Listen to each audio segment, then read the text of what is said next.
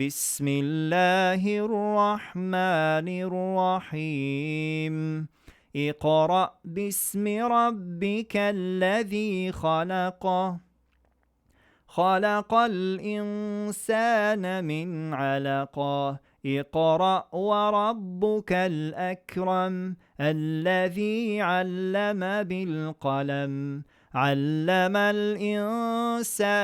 ما لم يعلم كلا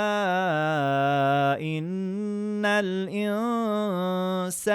ليطغى أن رآه استغنى إن إلى ربك الرجعى أرأيت الذي ينهى عبدا إذا صلى أرأيت إن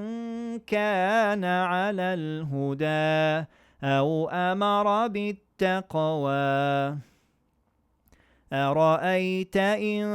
كذب وتولى ألم يعلم بأن الله يرى كلا لئن لم ينته لنسفعا